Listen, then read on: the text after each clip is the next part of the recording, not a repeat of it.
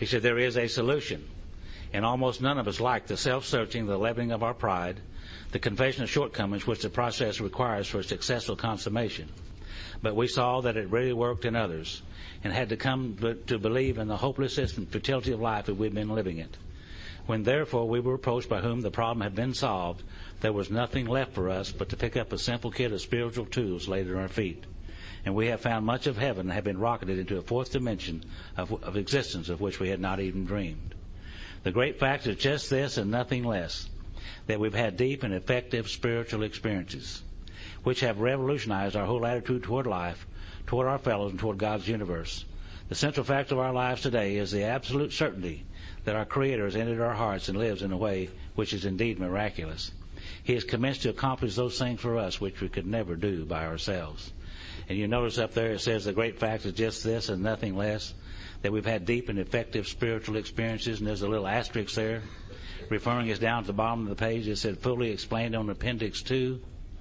And later on we'll refer to it on page 27. It says for further amplification, see Appendix 2. And on page 47, referring to the asterisk, it says please see Appendix 2. They want to make... Yeah. Must be important. They're very important. They repeat it 3 times. And they're talking about spiritual experiences and spiritual awakenings. And in the first printing of the book, they didn't have this little asterisk there, and it didn't have the reference to the spiritual experience in the back of the book.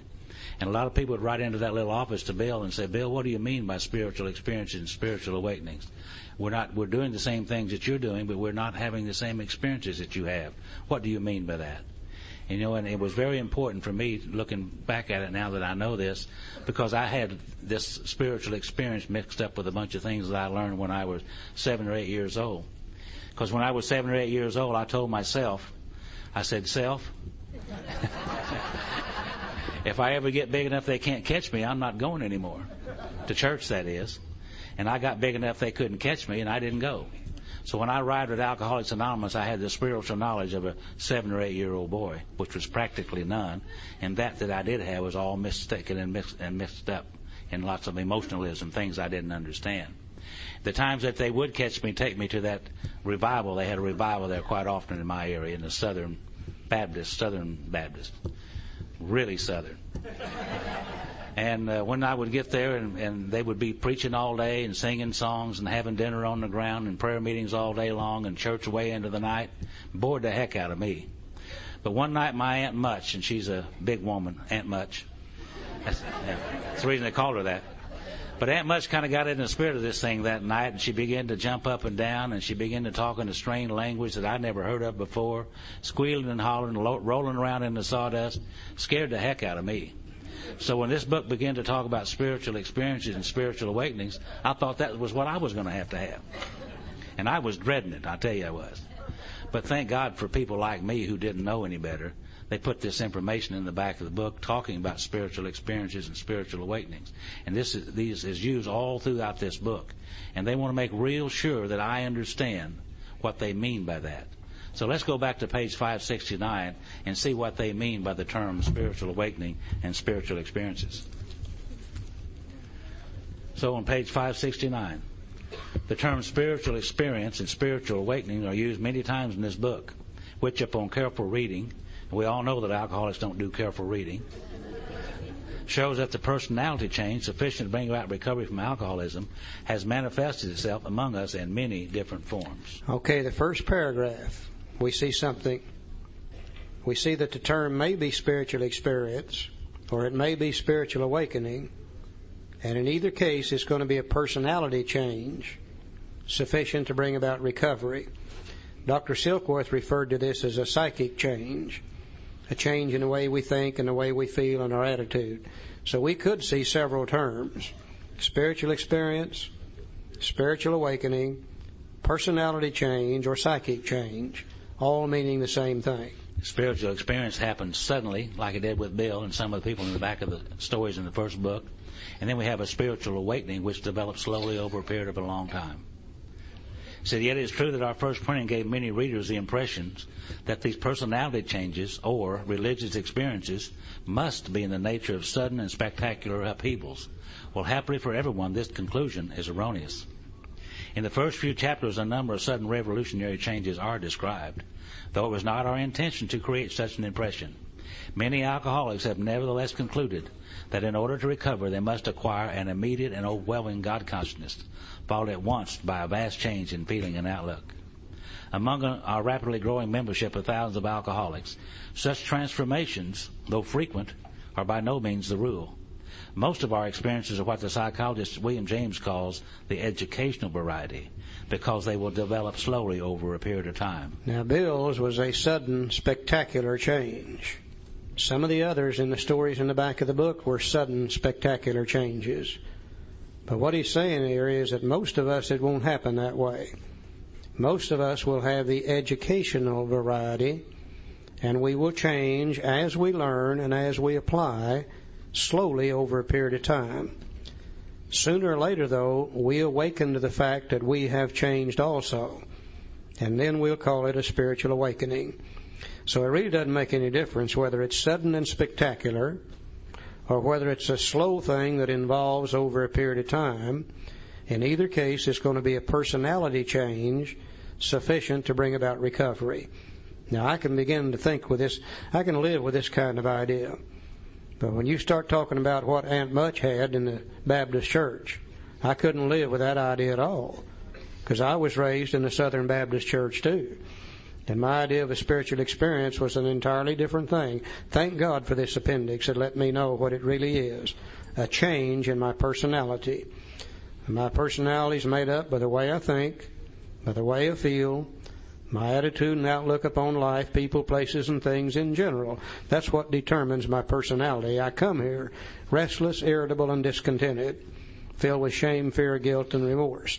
If I can change from that to peace of mind, serenity, and happiness, I've undergone one hell of a change in my personality. This educational variety is the type that we're having this weekend, right?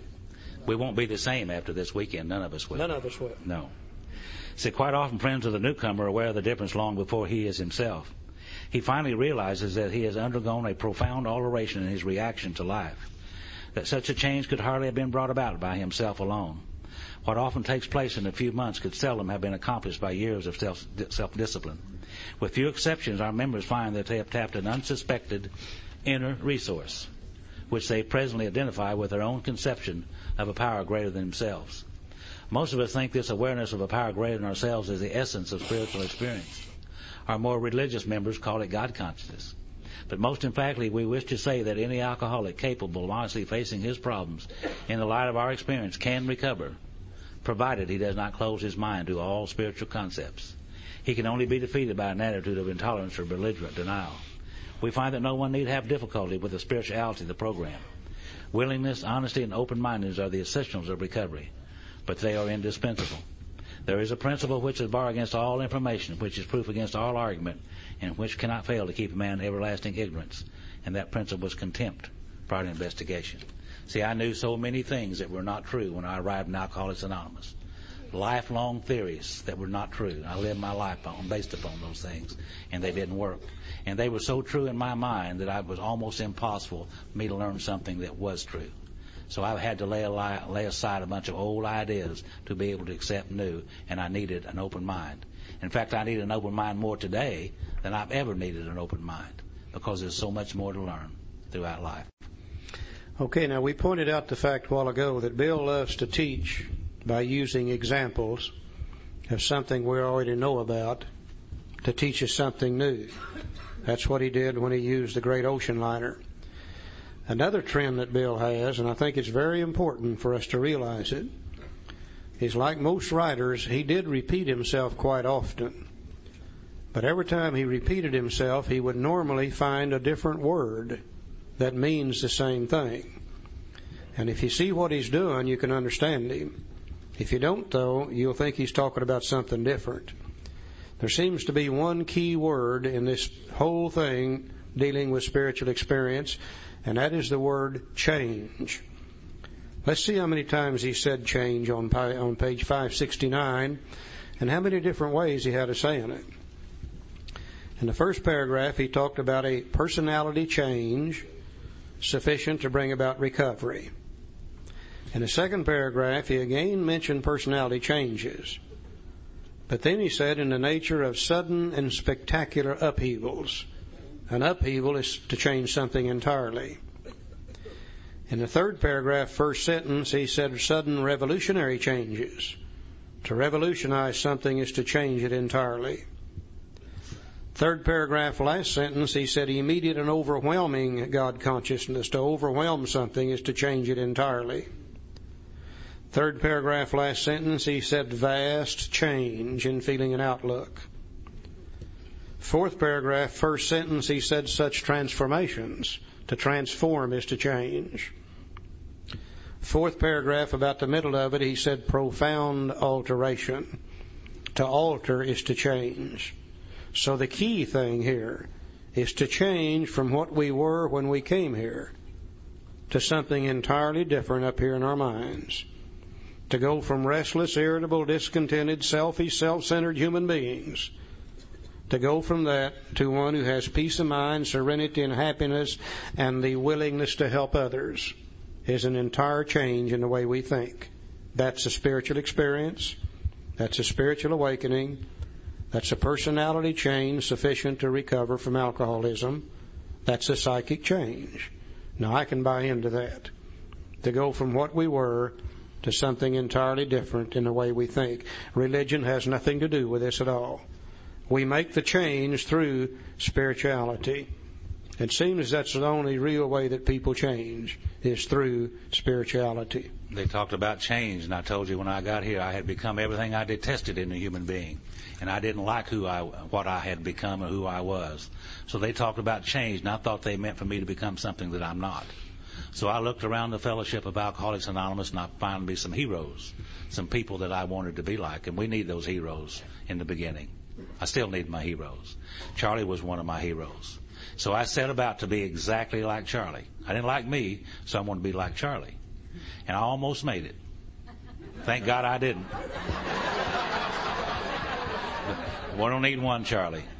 But I tried to emulate and be exactly like him because I didn't like me. And that's good. I needed that. So the type of change I think they're talking about today is to change from what I had become to that which God intended for me to be. Right. Just me. And that's a marvelous experience in Alcoholics Anonymous and in life, just to become who you are and what God intended for you to be only. And there's only one of those. Thank God. Now let's go back to page 25. They said, if you're a seriously alcoholic as we were, we believe there's no middle-of-the-road solution. We were in a position where life was becoming impossible, and we had passed into the region which there's no return through human aid. We had but two alternatives. One was to go into the bitter end, blotting out the conscience of our intolerable situation as best we could. That's step one, remaining powerless. And the other, to accept spiritual help. That's step two, to accept the need for the power greater than we are. So this we did because we honestly wanted to and were willing to make the effort. Now we saw where step one, the physical allergy, the obsession of the mind, we saw where that came from Dr. Silkworth in New York City. Now you would think that the idea of the spiritual experience would have come to us through religious people. Let's look on page 26 and let's see where this idea really did come from. Now we're talking here about a certain American businessman. This is this fellow named Roland Hazard. He was the one that stepped in between Ebby and the judge. Said a certain American businessman had ability, good sense, and high character. For years he had floundered from one sanitarium to another. He had consulted the best-known American psychiatrist.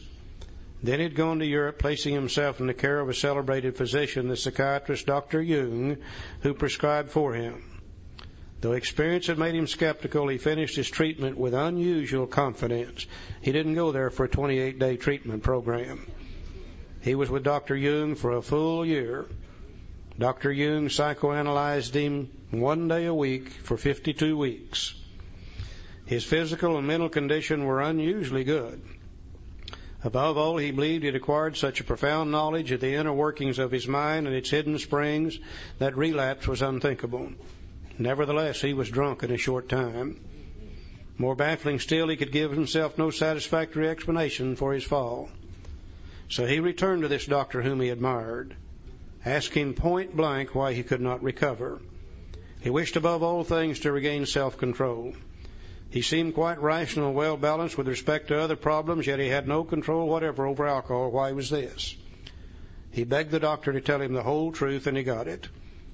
In the doctor's judgment, he was utterly hopeless. He could never regain his position in society, and he would have to place himself under lock and key or hire a bodyguard if he expected to live long. That was a great physician's opinion. But this man still lives and is a free man. He does not need a bodyguard, nor is he confined. He can go anywhere on this earth where the other free men may go without disaster, provided he remains willing to maintain a certain simple attitude. Now, some of our alcoholic readers may think they can do without spiritual help. Let us tell you the rest of our conversation our friend had with his doctor. The doctor said, "You have the mind of a chronic alcoholic." I've never seen one single case recover where that state of mind existed to the extent that it does on you. Our friend felt as though the gates of hell had closed on him with a clang. He said to the doctor, "Is there no exception?" "Yes," replied the doctor, "there is. Exceptions to cases such as yours have been occurring since early times. Here and there, once in a while, alcoholics have had what are called vital spiritual experiences. To me, these occurrences are phenomena. They appear to be in the nature of huge emotional displacements and rearrangements. Change. Ideas, emotions, and attitudes that were once the guiding forces of the lives of these men are suddenly cast to one side. Change. And a completely new set of conceptions and motives begin to dominate them. Change. In fact, I've been trying to produce some such emotional rearrangement within you. Change. With many individuals, the methods which are employed are successful, but I've never been successful with an alcoholic of your description. Asterisk, bottom of the page, for amplification, see Appendix 2. Can you imagine this? This is the world's third most well-known psychiatrist at that time. There was Dr. Freud, Dr. Adler, and Dr. Jung. Roland goes to Dr. Jung and is treated for a year. Goes out and gets drunk and comes back.